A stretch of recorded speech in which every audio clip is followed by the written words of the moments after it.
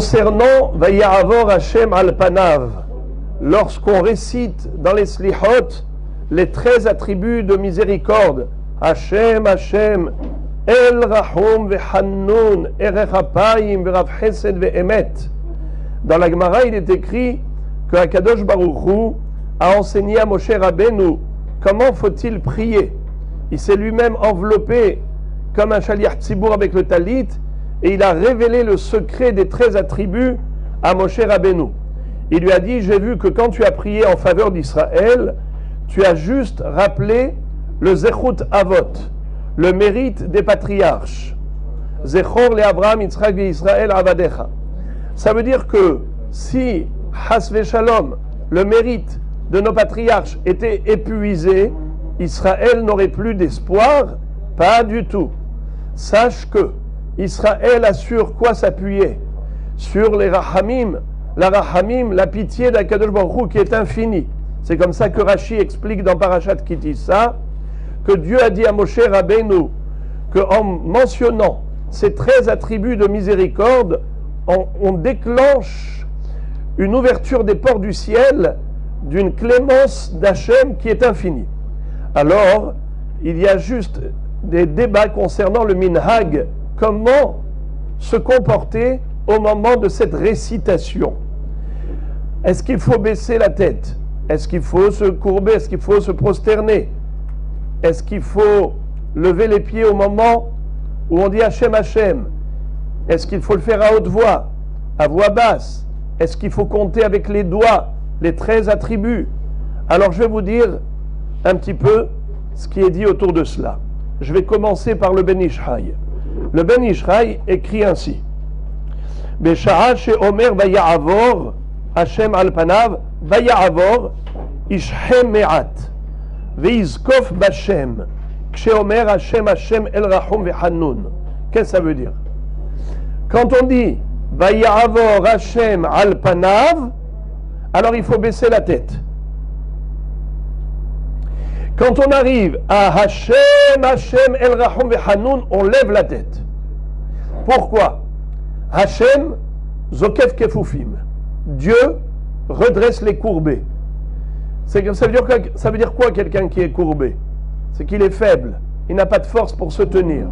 C'est qui notre force? Dieu. Hashem, Zokef Kefufim. Dieu redresse les courbés. Am Israël disent on baisse la tête. Mais quand on arrive à se connecter sur le réseau divin, lorsqu'on arrive à se brancher sur la Emouna, en disant Hashem, Hashem El Rahum Vehanoun, alors là on peut lever la tête. Car Dieu nous lève la tête. Dans toutes les générations. Vetov Shiarim Kolo. Le Ben Ishraï nous dit, il est bon d'élever la voix au moment où on récite les 13 attributs. Mais il dit que Aniki Balti, Shebetevat Hashem Hashem Leagbi Haraglav. Au moment où on dit Hashem Hashem, j'ai eu comme tradition de lever les pieds. Hashem, Hashem comme Kadosh Kadosh. Vafalpi, Shelomatsati, Baposkim, bien que je n'ai pas trouvé cela dans le livre des halachot, des décisionnaires rabbiniques, je le fais. Parce que si ça n'apporte rien, ça n'enlève rien. Alors je le fais tout de même. Je lève mes mains. Je lève mes pieds, pardon. Maintenant, est-ce qu'il faut compter avec les doigts, les 13 attributs de miséricorde? Le Yalkut Yosef dit qu'il ne faut pas le faire. Bien que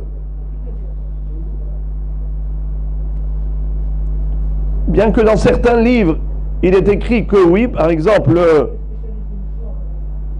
le Ben Ishraï dit que c'est bien de le faire, ce qui montre de l'importance, mais le Yalkut Yosef dit que non.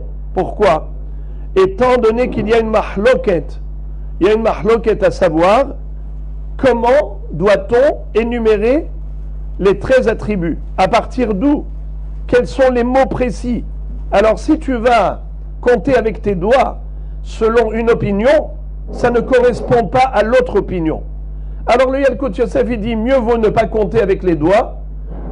Akadosh Baruch Hu il sait exactement quels sont les 13 attributs selon cette chita, pourquoi tu vas rentrer dans la marloquette? Mais le Ben Ishai rapporte qu'il y avait un autre minhag dans la yeshiva de Mekoubalim en Eretz Israël. Ça lui a été révélé par son ami. Vous savez que Ben Ishai avait un camarade en Eretz Israël qui était un grand Mekoubal qui s'appelait Rabbi Eliyahu Mané. Et à chaque fois, il lui posait des questions, il lui disait « Dis-moi comment est-ce qu'ils font dans la yeshiva des Mekoubalim à Jérusalem ?» Alors, il lui a dit « Voilà, chez nous, le minhag, c'est qu'on baisse la tête, on se prosterne au moment où on dit « Vaya'avor Hashem al panav », mais dès qu'on dit « Vayikra », on relève la tête. Et après ça, quand on dit « Hashem, Hashem el Rahum ve'Hanun », on baisse la tête à nouveau. Donc juste le contraire de ce qu'on avait dit avant. Avant, on avait dit qu'on se prosternait pendant le pasouk « Vaya'avor Hashem al panav Vayikra », et on lève la tête au moment où on dit « Hashem, Hashem ». Eux, les Mekoubalim, faisaient comme ça. Vaya'avor Hashem al panav, il baisse la tête. Ensuite, Vayikra, il lève la tête. Hashem, Hashem, encore une fois, il baisse la tête. Le Rav Ovadia Yosef Zatzal, lui-même, il a été posé comme ça, de faire comme les Mekoubalim en Eretz Israël. Mais le minhag répandu, c'est pas comme ça. Notre minhag à nous, c'est de baisser la tête depuis Vaya'avor Hashem al panav jusqu'à Vayikra inclus, et on lève la tête au moment où on dit Hashem, Hashem, même certains qui lèvent les pieds, comme on a dit tout à l'heure, comme dans Kadosh, Kadosh, et le faire à haute voix. Donc voilà, vous avez ici différentes opinions. Je résume par rapport au minhag tel qu'on le fait chez nous. On baisse la tête au moment de Vaya'avor Hashem al panav, on baisse la tête. Et pourquoi est-ce qu'on baisse la tête? Parce que Moshe Rabbeinu a baissé la tête. Vaymaher Moshe Vaykod Arza Vayishtahu. À quel moment? Quand Dieu l'a mis dans la grotte. Il a dit à Hachem, je veux voir ta splendeur, ta gloire. Il lui a dit, tu ne pourras pas. Un homme en vie, un homme vivant ne peut pas me voir de face. Quand il lui a dit, mais je vais te faire plaisir. Tu verras que l'arrière, tu ne verras pas devant, ma face. Vesamticha benikrat hatsur, vesamticha pi alecha ad ovri, vasiroti et kapi, veraita et ahorai upana eloiraou. Je vais te mettre dans la grotte, c'est-à-dire dans le ravin. Tu vas être là-bas, je vais mettre ma main pour te protéger. Et lorsque je vais passer, à ce moment-là, tu verras juste l'arrière, il a vu le nœud de téphilines, ce qu'on appelle kécher de téphilines d'Akadosh Baruch Hu. Car même Akadosh Baruch Hu porte des téphilines. Et comme dit la Gemara, qu'est-ce qui est écrit dans les téphilines de Dieu? Chez nous, il est écrit Shema Israël Hashem Eloheinu Hashem Echad. Dans les téphilines de Dieu, il est écrit Mi Ka'amecha Israël Goy Echad Ba'aretz, qui est comme ton peuple Israël, un peuple unique sur terre. Alors, à ce moment-là, Akadosh Baruch Hu lui a montré comment il fallait prier. Dieu a mis un talit, si on peut ainsi dire, et il s'est comporté comme un shaliach tzibour. Vaya'avor Hashem al panav, vayikra Hashem, Hashem el Rahum ve'Hanun. Eh bien, Moshe Rabbeinu, tout de suite après, que Akadosh Baruch Hu a retiré sa main, si on peut ainsi dire, de sur cette grotte, et qu'il a vu l'arrière d'Akadosh Baruch Hu, c'est-à-dire le kécher de Tfilin, il a crié, comme ça c'est écrit dans Pirkei de Rabbi Eliezer, Hashem, Hashem, El Rahum ve'Hanun. Et c'est pour ça qu'on le fait à haute voix. Comme Moshe Rabbeinu. Donc on baisse la tête au moment de Vaya'avor Hashem al panav, comme Moshe Rabbeinu, où il est dit, Vaymaher Moshe Vayikod, il s'est prosterné. Et on crie à haute voix, Hashem, Hashem, El Rahum, comme Moshe Rabbeinu l'a fait au moment où Akadosh Baruch Hu a retiré sa main pour le laisser voir la face arrière d'Hashem, Veraïta et Ahorai, Upana Eloiraou. Et Dieu lui a dit, si les Bnei Israël récitent ces 13 midot, leur prière ne reviendra jamais bredouille. Je ne reste pas indifférent. Brit Keruta Liyud Gimel Midot Shel Rahamim. Dieu a établi un pacte d'alliance avec Moshe Rabbeinu. Il lui a dit à chaque fois, Bechol et Israël Hotim Ya'asu Lefanai Kaseder Hazeh Ve'arini Mohel Lahem. Qui fassent comme le Seder des Yud Gimel Midot, et moi je leur pardonnerai.